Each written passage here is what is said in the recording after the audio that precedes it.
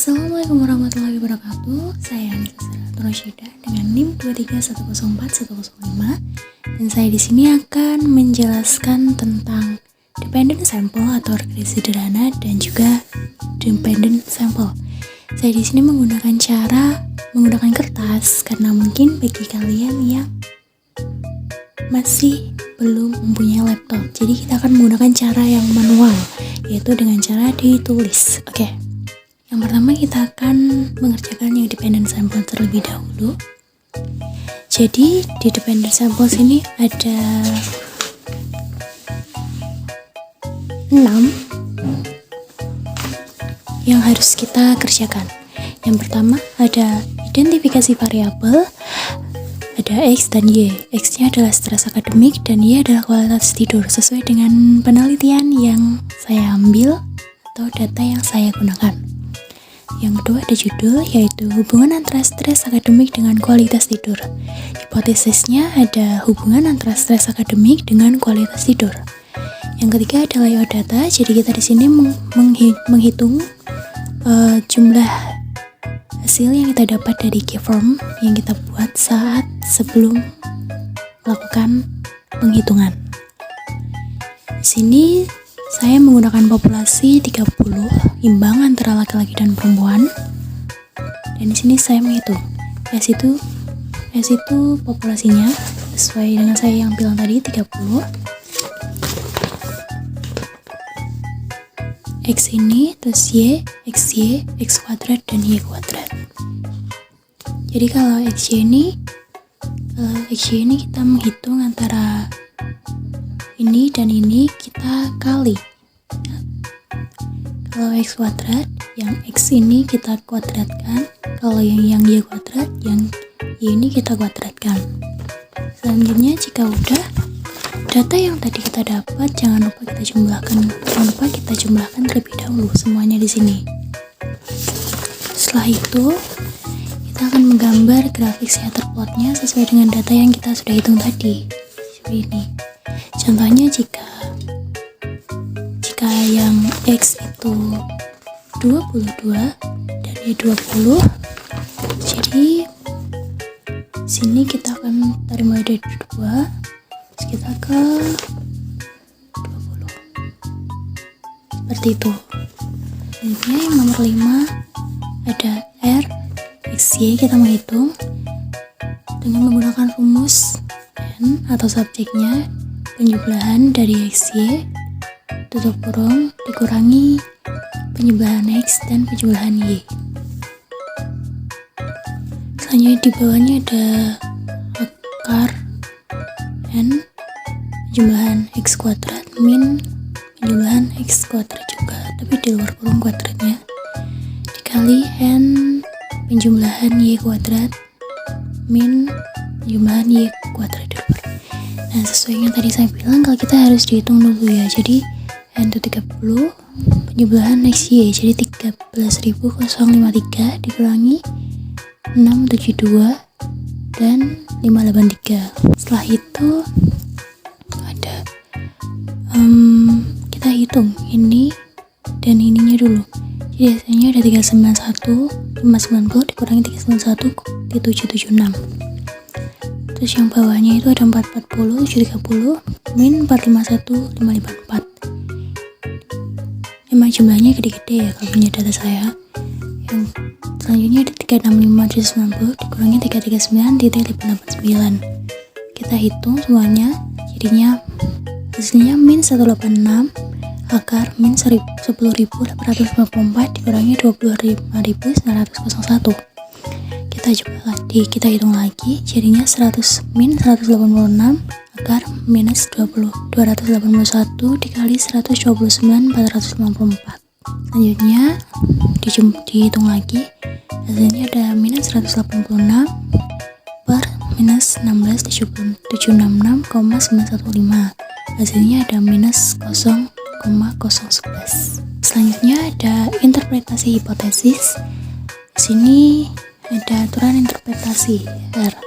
Ada 2 HO atau hipotesis nihil dikurangi R kurang dari dikurangi R kuadrat lagi, atau HO atau hipotesis nihil juga R lebih dari R kuadrat. Bentuk hipotesisnya ada dua, HO hipotesis nihil dan HA hipotesis alternatif. Selanjutnya ada taraf signifikansi hipotesis. Jadi kita karena kata di subjek saya jumlahnya 30, jadi menggunakan yang kalau 1% itu menggunakan 0,01, kalau yang 5% menggunakan 0,05. Jadi min RA sama dengan minus 0,11. Hasilnya kita hitung tadi kurang dari RA sama dengan min 0,0487. Yang 5% sama, cuma hasilnya min 0,3494. Jadi kesimpulannya di sini tidak menerima H1 dengan taraf signifikansi 1% sampai 5%, taraf kesalahan 1% min 5% dengan non direksional. Aturan interpretasi menggunakan T selanjutnya ya. Ada menggunakan T sama dengan akar N atau subjek 1 min R2. R-nya tadi kita dapat dari yang kita hitung sebelumnya di nomor 4 atau 5, itu min 0,011 30, N itu subjeknya tuh jumlah subjek 30, min 2 1 R kuadrat itu ini hasilnya 1 minus 0,00012. Selanjutnya min 0,011 30 kurangi 2 jadi 28, ini dibagi jadi minus 1 sama dengan 0,053. Nah selanjutnya ada koefisien determinasi, ada R kuadrat sama dengan minus 0,011 sama dengan 0,00012 seperti yang ini. Jadi X menyumbang 0,01% terhadap variabel Y yang menunjukkan pengaruhnya sangat kecil, bahkan hampir tidak ada. Jadi kalau rejectnya HO if T kurang dari TX atau T lebih dari TX. Jadi T sama dengan 0,053 kurang dari 2763, taraf signifikansinya 1%, kalau yang 5% menggunakan 2048. Jadi kesimpulannya tidak menerima atau menolak H1 dengan taraf signifikansi TX 1% min sama dengan atau sampai 5%, taraf kesalahan 1% sampai 5%. Selanjutnya kita menuju yang ke independent sample. Nah, kalau independent sample ini datanya yang dihitung lebih sedikit karena menggunakan beberapa saja. Nah, masih sama seperti yang tadi, ada identifikasi variabel, judul, hipotesis, layout data, teknik analisis, interpretasi, dan aturan. Identifikasi variabelnya ada X dan Y. X-nya yaitu strategi mengatasi stres, Y-nya jumlah jam tidur, seperti judul penelitian yang saya lakukan. Nah, kalau di sini judulnya itu beda, tidak menggunakan judul pada data yang kita ambil. Jadi judulnya di sini tuh perbedaan jumlah jam tidur pada individu yang ditinjau dari strategi mengatasi stres mahasiswa. Nah, hipotesisnya ini kita dapatkan kalau udah nyelesain datanya. Jadi kita menuju penyelesaian datanya dulu ya. Selanjutnya ada layout data. Nah, di sini kita menggunakan skor, jumlah dan jam tidur, dan strategi mengatasi stres, memiliki atau tidak memiliki. Di sini tuh kita di sini mengimbangkan, jadi kayak perempuan yang memiliki itu 15 dan tidak memiliki itu 15, perempuan laki-laki kita nggak tahu ya. Yang penting memiliki sama tidak memilikinya ini harus imbang 15-15.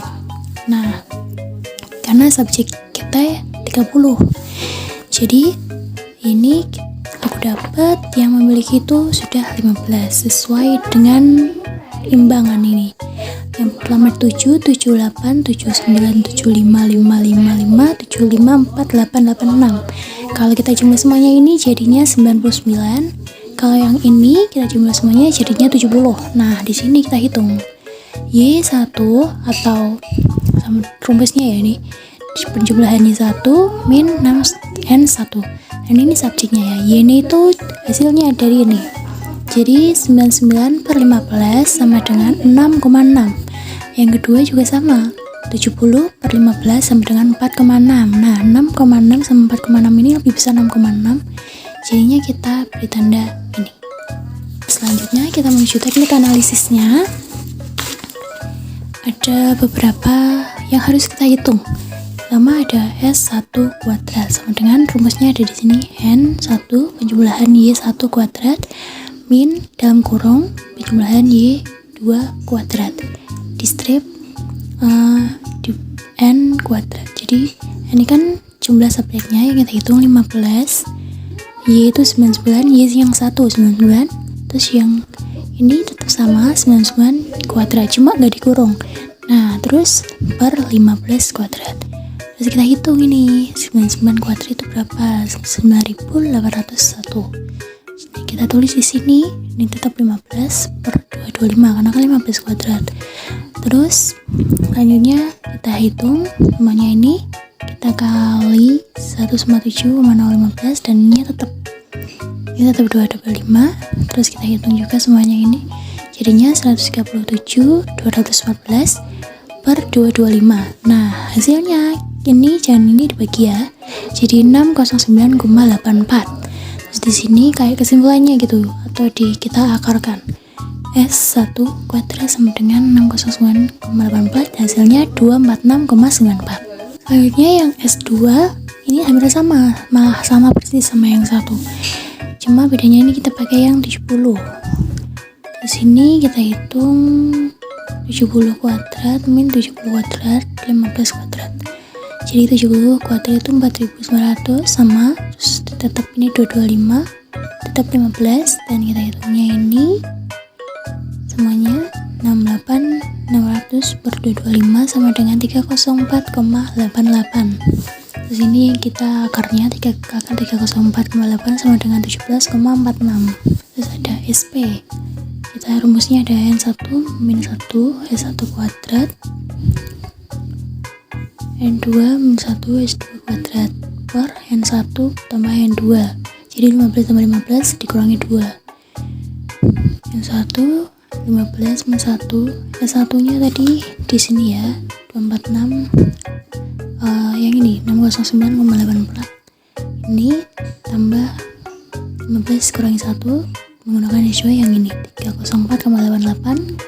15 tambah 15 kurangi 2. Nah, selanjutnya di bawahnya kita hitung semuanya, ini kita hitung, terus tulis di sini. Ini kita hitung 8537,76 hasilnya. Ini juga kita hitung, hasilnya jadi 4,26832,32 per 28 karena 15 30 kurangi 2 jadinya 28. Hasilnya ini kita hitung lagi, jadinya 12,806,08 per 28 sama dengan 457,3. Selanjutnya kita menghitung SY1 min Y2. Rumusnya ada SP akar 1 per N1 tambah 1 per N2. Jadi SP itu hasilnya yang tadi kita hitung. Ini 457,3. Hasilnya ada di sini, kita tulis 457,3 akar 115 per 115. Nah, ini kita jumlah, hasilnya 2 per 15. Terus ini dibagi ya, ini hasilnya 0,133. Bikin ini kita tulis lagi, jadinya 0,36 dan hasilnya 1,58. Selanjutnya kita menghitung yang T, Y1 min Y2 per S Y1 per Y2 min Y2. Y1 Y2 itu hasil seperti yang di awal 6,6 dan 4,6. Nah, kalau yang bawahnya itu hasil dari yang atas ini, jadinya 1,58. Nah, ini kita kurangi jadinya 2 per 1,58, hasilnya 1265 atau 1,265. Selanjutnya yaitu interpretasinya. Ada simbol ini, simbol 1 sama dengan 6,6 lebih dari 4,6, jadinya hubungannya positif. Nah, yang terakhir ada aturan T sama dengan 1265 atau 1,265 dari yang ini. T Ini signifikan 1% menggunakan 2763, kalau yang 5% menggunakan 2048. Kita hitung karena ini lebih besar, lebih kecil. Ininya 1% dan ini 5%. Ini semuanya lebih kecil. Jadinya hasilnya itu kesimpulannya menolak hipotesis alternatif dengan taraf signifikansi 5%. Jadi kalau hipotesisnya itu jadinya ada perbedaan antara jumlah jam tidur statistika dari strategi mengatasi stres karena hasilnya menolak hipotesis. Terima kasih, semoga membantu.